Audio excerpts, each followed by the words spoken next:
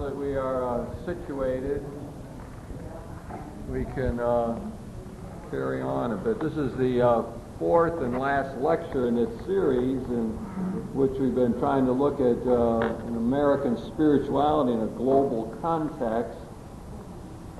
We've been trying to explore some of the things we could learn from the Soviet Union and Russian Orthodoxy. Been doing this technique that we like to think of as passing over to another culture, trying to pass over to the other religious tradition to see what we can learn about ourselves and how we can improve our own spirituality. Thomas Merton once said that what he wanted to do was to unite in himself the thought and the directions of Eastern and Western Christendom, of the Greek and the Latin fathers, and of the Russian and the Spanish mystics. He wanted to, in himself, incorporate those different perspectives so that he would sort of be the forerunner, in a sense, or lay the basis for a genuine ecumenical movement and a united Christendom. So a suggestion to us was that if we wanted to be part of the modern movement, that we were going to have to somehow ingest, drink in these different perspectives. East and West, the Greek and Latin fathers of the church, people like John Chrysostom from the East and Augustine from the West, and the great mystics, both from Russia, from Spain, and really from all over the world. And that his idea was if he could bring those into his own heart and form his own consciousness that way, that then he would be a helpful force in the world for achieving unity, for eventually achieving world peace, and so on. Karl Rahner, my own mentor and teacher, said that we're moving in the modern world into a situation where for the first time we will think of our church as a world church. For the first time in history, we will really understand that Christianity has indigenous forms in various cultures, that there's not just one way of being Christian, the way that the Pope in Rome says, or the Curia says. It says that up till now, the church has been dominated by Europeans, by Romans, by the Americans, and that for the first time in history, it's shifting, where the church in Africa becomes more important, the church in Asia becomes more important, and we get greater and greater indigenous forms of Christianity. We'll find maybe one day where we'll have an indigenous Chinese Christianity, and when that happens, we need to enter into dialogue with that other community, and as we do so, it ought to broaden our perspectives, help us to see things in a deeper way. Well, that's generally what we've been trying to do in here, passing over to Soviet culture and to the Russian Orthodox religion. And in doing so, there's been two major impressions I get in my own visit to the Soviet Union, my reading about it and so on, summarized in this way, I suppose, that the Marxist-Leninist dream, and it truly was a dream, is dead, and that there is in its place a rebirth of Russian Orthodoxy. And that's sort of the two poles of my own impressions. And I've said this in the other classes, to just take a minute to repeat that, the strength of the dream is so powerful. It held the grip of much of the intellectual world and of many people in the Soviet Union through a big part of this century. This dream that it wasn't just that they're going to create a better society. That seems important to me, but they were going to actually create better human beings. Human nature was going to be transformed. And I use that quote from Trotsky, that our bodies would be more rhythmic and our voices more melodious. And even the average person would reach the heights of Aristotle, of Goethe, and of Marx. Well, that became the dream, and I think one senses in the Soviet Union that that's precisely what is gone now, and we find this great search for something to take its place. Well, tonight on the news, we found the latest thing to take its place. That is the newest 5-year plan, which has been typical since the time of Stalin of what they tried to do in the Soviet Union.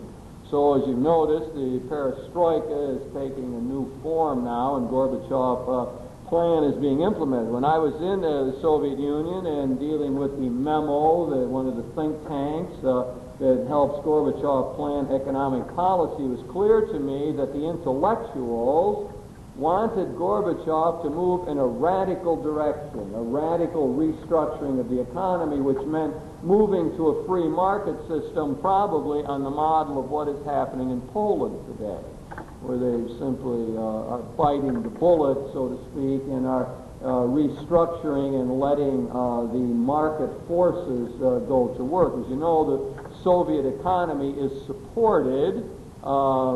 The price support, so I think it was on the news tonight or some other program I heard today, saying that the Soviet Union spends more money on price supports than they do on their military budget. And so potatoes are 8 cents a pound in the Soviet Union, and beef is under $2 a pound.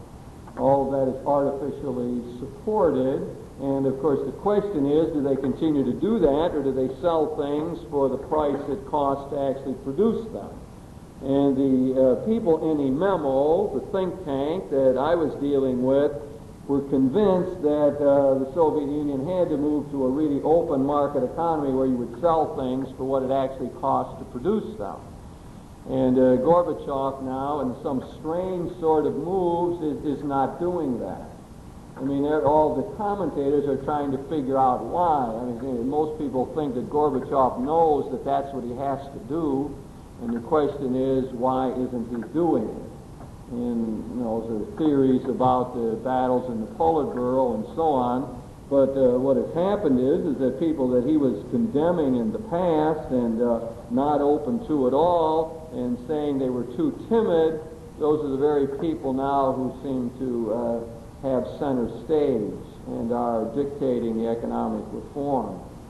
So it's very hard for anyone to figure out what is happening in the Soviet Union that way, but for one reason or another, Gorbachev is backing off of the economic reforms suggested by the major think tank and memo in the Soviet Union. Well, that takes me to what I want to deal with this evening, and that is the whole question of freedom. And I want to try to look at this from a number of different angles and do our passing over again to see what we might learn about the question of freedom from the Soviet Union. And in general, I mean, we, of course, the United States have enjoyed this freedom of religion, the civil and economic freedoms, the free market, free press, and so on. We've grown up with that. It's just part of what makes us tick. I mean, our presidents are constantly emphasizing that theme. We fought wars to preserve freedom. It's been a constant battle cry. That's our great contribution to world culture, democracy, and freedom. And it simply is sort of part of us. Some people say that it's interesting that these Latin American countries, some places where you have to stand in line all day long to vote, and there might be shooting going on and so on, a very high percentage of people are voting there. And here in our own country, we have a very low percentage of people voting. And you begin to wonder, well, what's that all about? You take the freedoms for granted. Well, to look at the situation in the Soviet Union and to see the changes there and to know what the people have gone through is really startling in this regard. The people there have not known freedom. It's ever since the Tsars' time, the early Tsars in the 15th century, Ivan III, he refused to pay tribute to the Mongols and sort of is Duke of Moscow, and they began to get freedom. But right from the beginning, the Tsars were in control. They were authoritarians all the way along the line, and all the way through the Soviet history. Ivan IV, the terrible, is often thought of as epitomizing that. I don't know how many of the stories, they're standard stories they tell you when you tour around in the Soviet Union and so on about Ivan the Terrible. And the kind of things that he did. Well, a lot of things you know he did. He killed his own son, the heir. He had 7 wives, and he either killed them or sent them to convents. get rid of each one of those in turn. The story is told that he's the one who had St. Basil's Cathedral built, a beautiful thing we always see in Red Square, with all the onion domes and beautiful colors and so on, the architectural marvel of the Soviet Union. The story is told, again, I don't know if this is true or not, but it is meant to bring out his authoritarian, autocratic character. He asked the architect of that whether he could possibly build a better cathedral or not. And the architect said, well, I suppose that's possible. I probably could. So at that point, Ivan Terrible had his eyes put out, so he would never actually be able to do that, and St. Basil's Cathedral would be the most beautiful church in the world, and this architect would never build a better one. So that's the sort of feeling you get for the czars of the terrible repression that the people went through and all the serfs suffered and so on. And of course the great figure in the Soviet Union, now the great villain, and that everybody talks about and looks down upon, is Stalin. And Stalin ruled from 1924 to 1953 and was known for the reigns of terror and for getting his own party members and killing them off, and constantly setting up intrigues among people and getting people to tell on one another and so on. One of the worst things that Stalin did was sort of put doubts in people's mind. He evidently had a calculated policy of vacillating, of moving from one position to another, and so that people never knew what you were supposed to hold even. They wanted to hold the party line, but a lot of times they didn't even know what they were supposed to hold. As you tour through Moscow, there's this one very ugly building. Stalin built a whole bunch of them in Moscow, but it's not symmetrical. The middle part's this way, and then each of the wings is different. And the story they tell is that Stalin one day said he wanted that building built this style, and another day he said he wanted to build another style. And so, they didn't know how to reconcile this. Everyone was afraid to go to him and deal with that, so they just built it two ways. One way, he said, on one occasion, another way.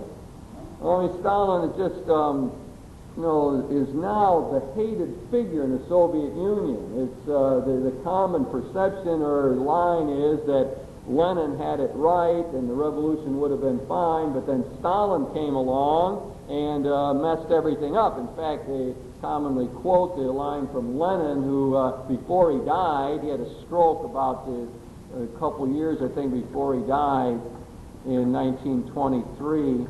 And Lenin warned them against Stalin, that Stalin was erratic in his behavior, and they should be careful of him. But still Stalin fought Trotsky and won the power, and through all devious methods, and sort of made a god out of Lenin, a religion out of Leninism, and served in this autocratic role with these reigns of terror periodically, these forced collectivization, taking the peasants off their farms where they were trying to produce enough food, forcing them to go on these collective farms, forcing industrialization, and often without much sense or anything, building these tremendous ugly buildings in Moscow, etc.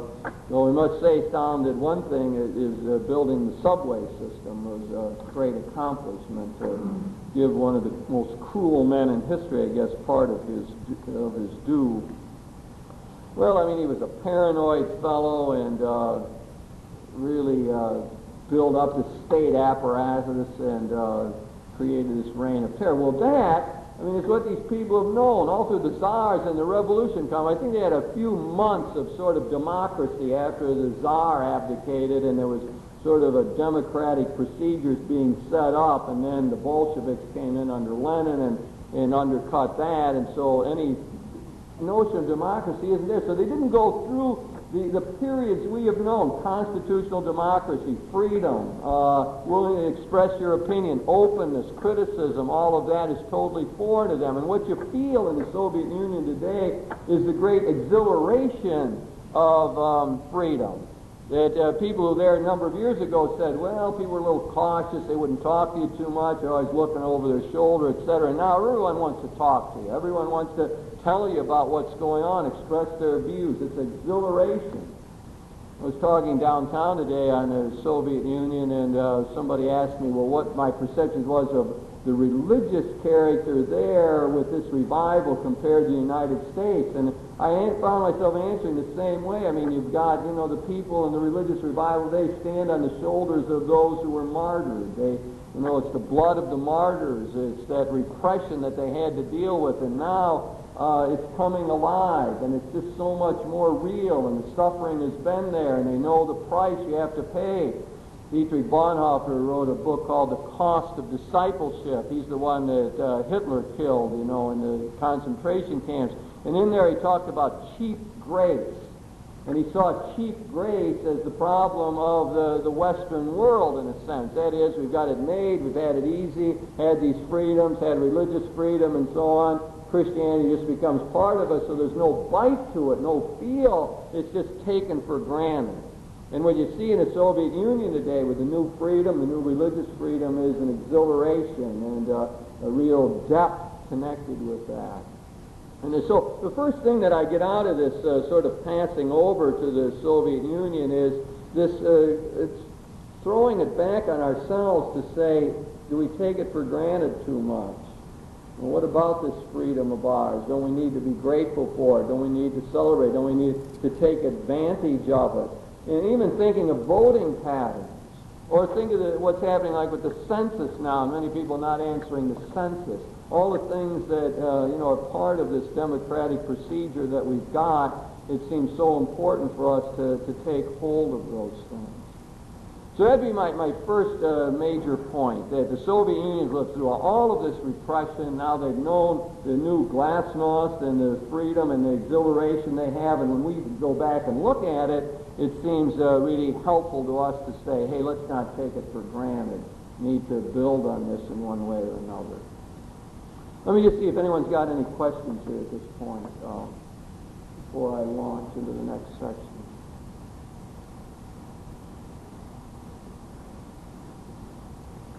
Okay, what I'm going to do is sort of pass over to various aspects of the Soviet culture and trying to look in each case for what we might learn about freedom in our own situation. To look at how we experience freedom in our world, it seems very often we're big into this question of a freedom from. We're freedom from the government looking over our shoulder and free from intrusions and all of that. And the question, it always seems to me, is do we have the other side of it, the freedom for? Do we keep some sort of balance? It's always possible to get out of balance on that. We're glad that we don't have this oppression, repression to deal with, have an open situation. But do we have a sense then we have a responsibility to do freedom for something, to accomplish, to make our contribution in Christian terms to spread the kingdom, build up the community of love? And that's sort of what would come back to me along this line. Now, there's a particular person that I want to call to mind here in Soviet history. His name is John of Kronstadt, 1829 to 1909. He's a parish priest. And this parish priest was in the Diocese of St. Petersburg. As you remember, there's sort of three major cities that define the Russian cultural history. Kiev, which is the beginning of all of it, the soul of it, where Christianity was first brought, and Moscow, which sort of represented maybe the heart of it all, and where the feelings of the peasants and the serfs were somehow kept alive. In St. Petersburg, or sometimes called Leningrad, the head, where the intellectuals were, the aristocracy, where Peter the Great and Catherine the Great brought in the Western intellectuals. You sort of get a feel. Now, so our friend John Kronstadt is in St. Petersburg, the head where the intellectuals are and so on.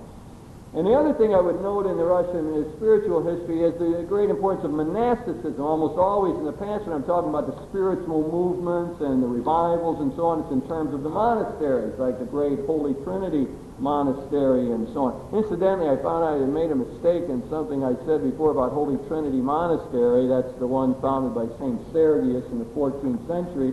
Really, I said that it was never overrun, but as a matter of fact, it was at one point. It was done by the cruel Stalin.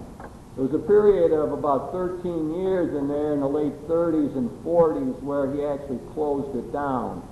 But all through history, all those centuries it stayed alive, withstood attacks and all that, was the center of culture and civilization. But Stalin did manage to close it down, and then it was opened again and began to thrive, and is a thriving place today. Anyway, my point was that very often in Russia, the faith, the culture, and the spirituality was carried by the monks, the monasteries.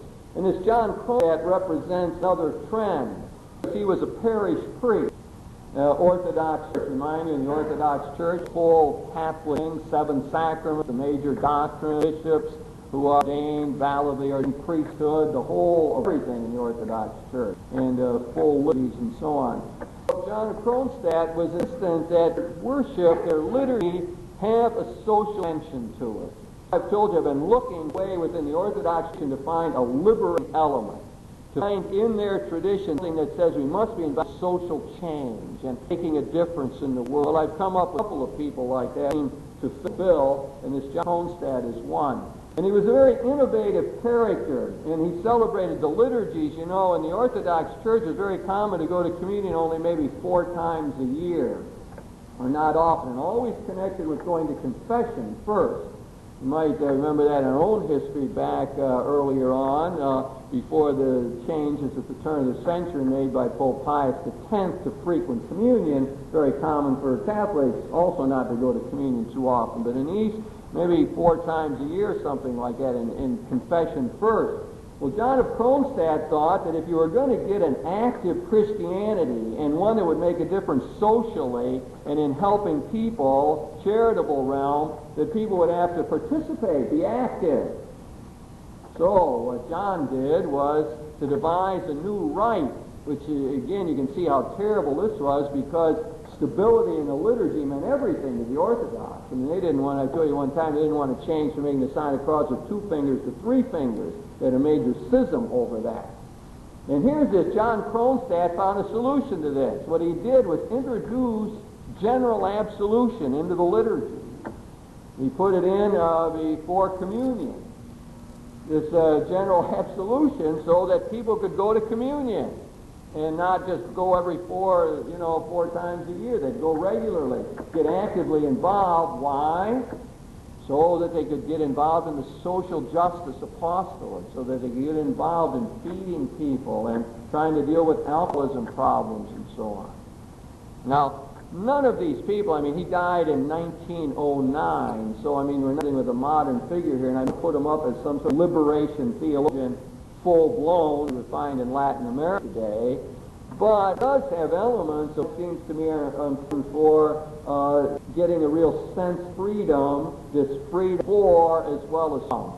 So his idea in it was you got free from sin, from the power of the devil, and from all those obstacles, but what freedom for those who are less fortunate, feeding those hungry, helping those with alcoholism problems, and so on. And seeing John of Kronstadt as being sort of a reminder to us that a genuine spirituality is not just freedom from sin, a negative thing, just I'm going to pursue the ticket to heaven, but there's going to this other side for active life, charity, social justice, and so on.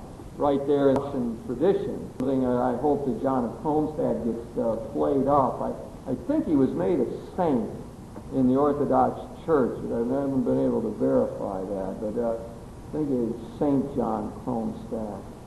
Well, let me just polish that just a little bit in terms of reminding you of the dialectical character of Orthodox faith. Now, I always think that genuine faith always has sort of a paradoxical character to it. It's not simple or one-sided. It seems like there's always 2 things that need to be kept in fruitful tension in a genuine faith. And the more I'm looking at Russian Orthodoxy, I see that element in there. Just to take some examples. For them, God is the transcendent one, great sense of holy mystery. That's why you've got the screen in front of the altar. And that's why, really, the people went to communion so seldom, and they had to go to communion first, because this is all sacred. God is holy, mysterious. You don't want to fool with this in any way. Yet, they had this other marvelous teaching that said about the divine energies, the uncreated energies that came and divinized us from God.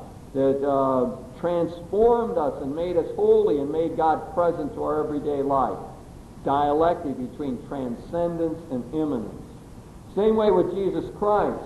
Great sense of Christ emptying himself. One of their favorite passages is in the letter to the Philippians, where it talks about Christ emptying himself completely, taking on the form of a slave, becoming like us in all things but sin, extension of that idea. So there's a great sense of Christ's humanity and his suffering on the cross. Many of the icons that give you that feeling. But on the other hand, there is this sense of Christ as the cosmic Lord, the risen one who runs the whole world and has it all under control. Thus we see again this sort of dialectic. And I'm seeing this same way in what I'm talking about John of Kronstadt. Piety, yes. Liturgy, yes. Prayer to God, and so on, but leading to justice. One of the great commentators on Russian Orthodoxy has said, however, all throughout their tradition, if you get right down to it, you got love of God, love of neighbor.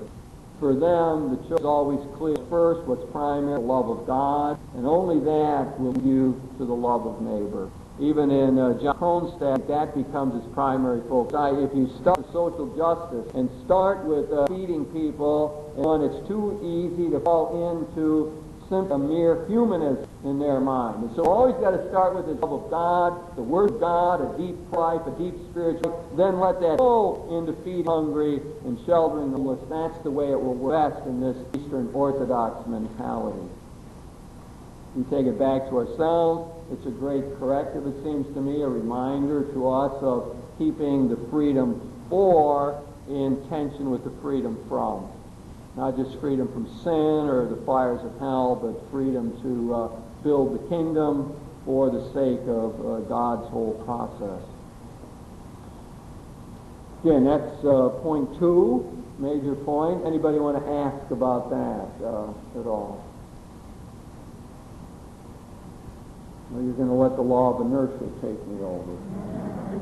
When in motion, tend to remain in motion.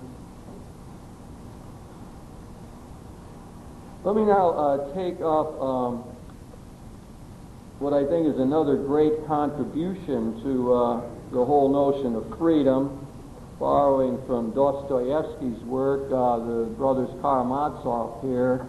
But to set the stage, the problem, as I see it for us in our culture, is what Jean Paul Sartre has called the burden of freedom. Great existentialist thinker suggested that we are condemned to be free, that freedom is a great burden in life, and that one of the reasons it's a burden for us in our own time is because we have many options, at least the kind of people who gather in a room like this for a lecture. Now, we got a lot of people in the United States who don't have options. They live in enclaves in the inner cities, can't find jobs, find no way out. They're in that hellish circle of poverty.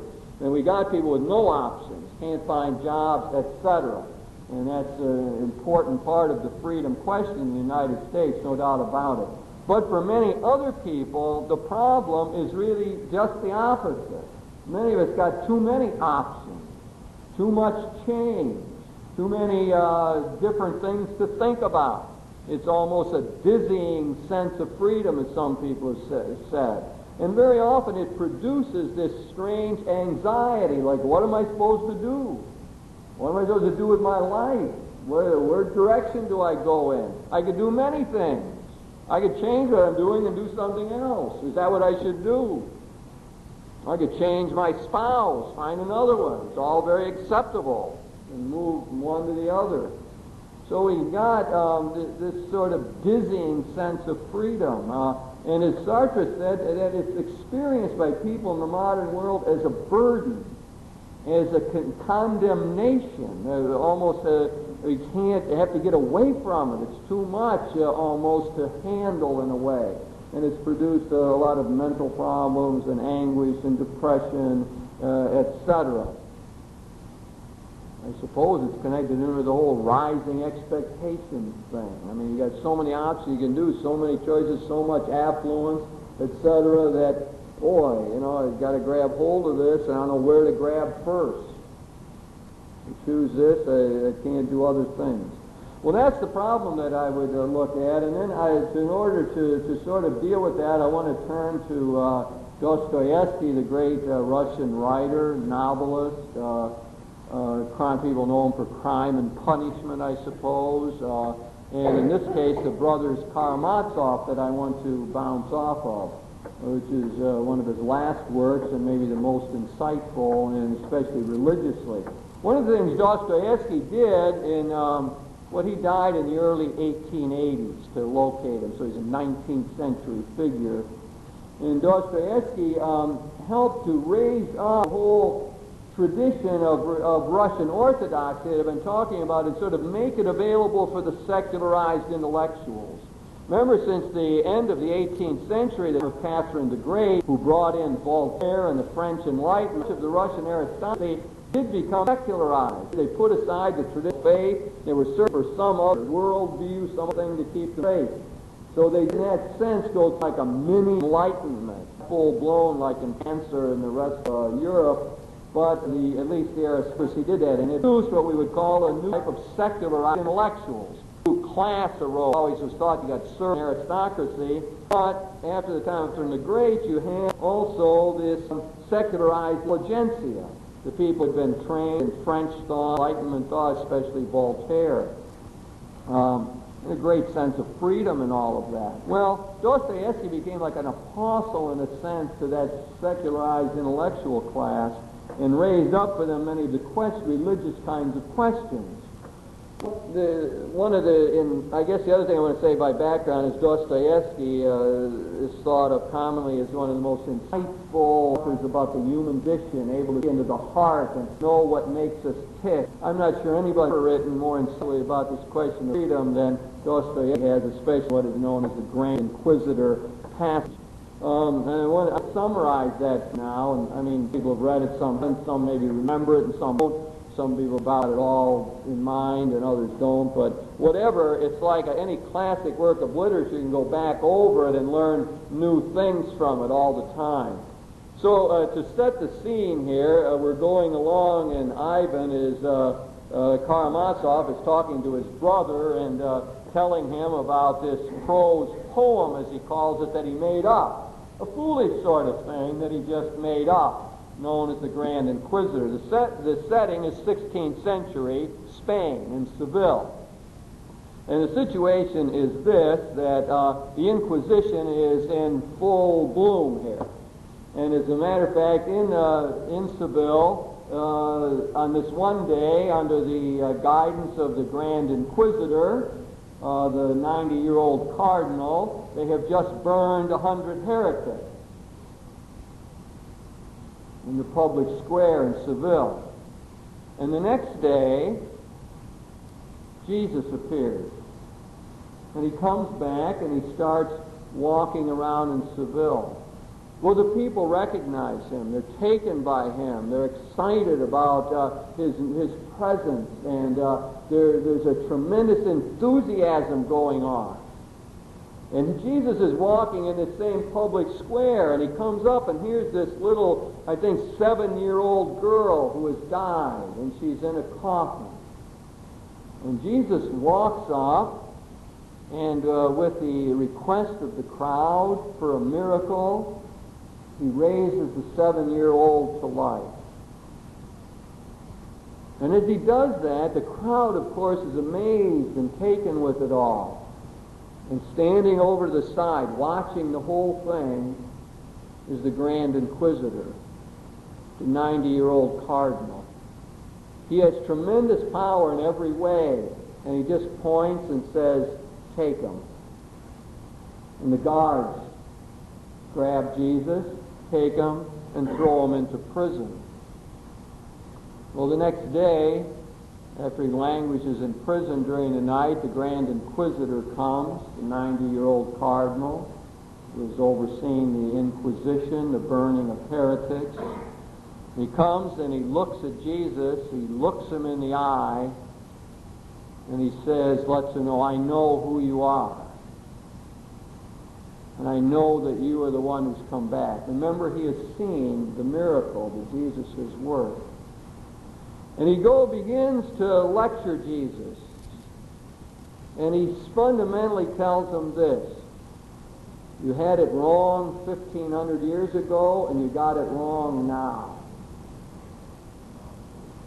Your big thing was to free people, to give them freedom, and that was wrong.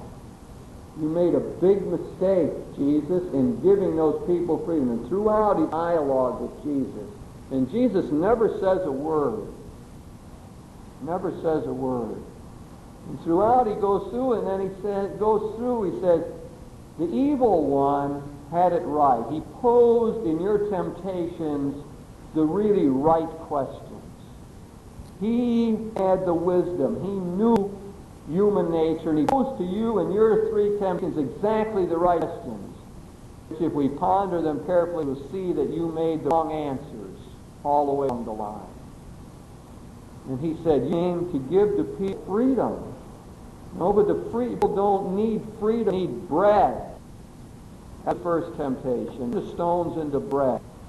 And then the devil put before bread. That's what you have to feed the people. You don't want to give freedom. Feed the people. That's what counts. It begins to remind us, there's parts of it I want to quote here. They're so powerful, these passages.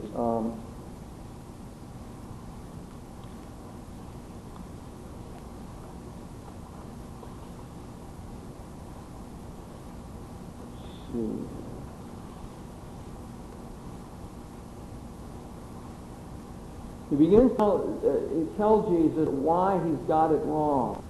And it's the sergeant problem. That is, the people really want freedom. They can't have freedom. It's much of a burden. And the people are going to hand that back. They're looking for somebody to tell them what to do. That's what they need. He says, tell thee, the man is tormented by no greater anxiety than to find someone quickly whom he can hand over that gift of freedom, which the ill-fated creature is born. But one who can appear conscience can take over their freedom. So we begin to get the drift of the Grand Inquisitor. What he is saying, Jesus is, look, we figured this out at all these centuries. The people have an authority. They have to have somebody to tell them what to do. And that's our job as the leaders in the church. It's a terrible burden, as we see later on. What the Grand Inquisitor wants to do is make the people happy. He wants to make the people happy by taking away their freedom and telling them what to do, because they got to have clear answers. They got to have bread. Got to have something definite. And they don't need just this faith that will set them free. They need reminders. They need the miracles. And that leads them into the second temptation of Jesus. The second temptation is in the order that he uses it here, is that he puts them on the pinnacle of the temple and says, jump down. And that's what he says. You wouldn't do it. What you wanted, and where you were so wrong, was you wanted the people to believe without the miracle. You wanted them to believe without proving it to them. You wanted them to have faith as the basis of their free response. And the Inquisitor says it won't work. We've learned that through 1,500 years. Oh yeah, I'll grant you. There's a few people who can do it. There's a few people who are enlightened and got it together enough. They can believe without the miracle, without seeing it, but not the vast majority. The majority got to have something definite to hang on to. And you wouldn't give it to them. And we know we have to do that to the people. We have to give them this kind of assurance that they really want. And he tells Jesus, I swear, man is weaker and baser by nature than thou hast believed him. Can he do what thou didst? Can he live with that kind of faith and freedom? By showing him so much respect, thou didst, as it were, cease to feel for him. For thou didst ask far too much from him. The Grand Inquisitor talking to Jesus, come back. You ask too much. You ask the people to think for themselves, to believe without signs, to make decisions, to carry the burden of freedom. You had it all wrong. Goes on to say, we've corrected your work.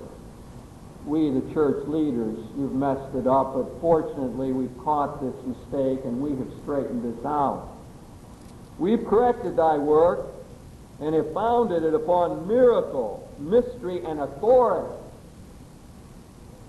Now we got it right. This is the foundations, miracle, mystery, and authority. And men rejoiced that they were again led by like sheep, and that the terrible gift that had brought them such suffering was at last lifted from their hearts. They rejoiced that we have replaced their freedom with authority. Were we right teaching them this? Speak. Jesus never does any of this. Did we not love mankind, so meekly acknowledge their feebleness, lovingly lightening their burden, and permitting weak nature even in with our sanction? And he repeats the refrain, why you come back here under us in this crucial work of leading the folk? And he looks in the eyes of Jesus, which did periodically. And he can't stand it. He says, be angry. Jesus looks at him with a mild and loving eye. Be angry. I don't want thy love, for I love thee not.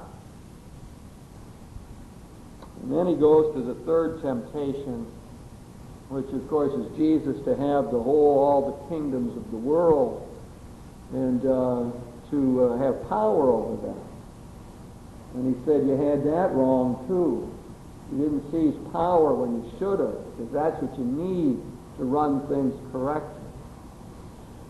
So he goes on to tell them, that's what we're about.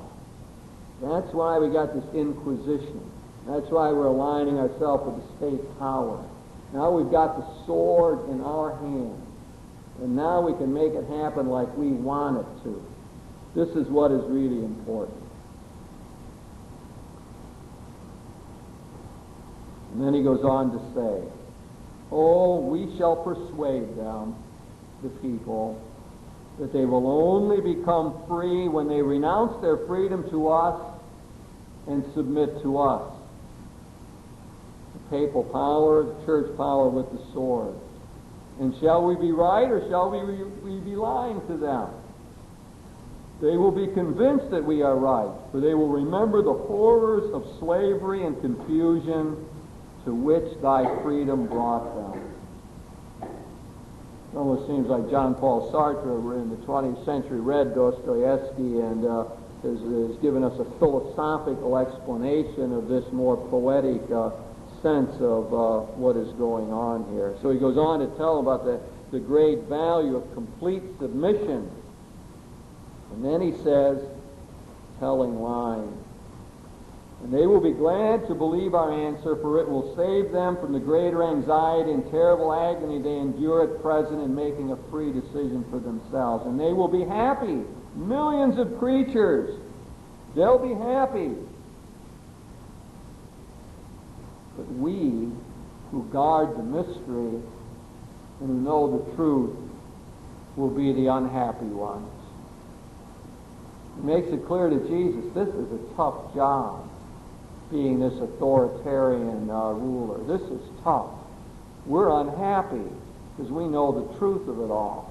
And we have to assume this responsibility to take care of the people and to tell them what to do because it's so heavy. And then he looks at Jesus and he says, I repeat to you now, tomorrow thou shalt see that obedient flock who was all excited about Jesus before, who had a sign from me, will hasten to heap up the hot cinders about the pile on which I shall burn thee for coming back to hinder us. For if anyone has ever deserved our fires, it is thou. Tomorrow I shall burn thee. Dixie, I have said it. Well, at that point, Ivan and his brother get into a conversation about what this all means. What's the meaning of this tale? And Ivan says, well, it's just fantasy. It doesn't mean anything. It only really applies to Rome and to Catholics, he says, and especially the Jesuits. That's all it really applies to. It doesn't mean anything in terms of some overview or larger picture here.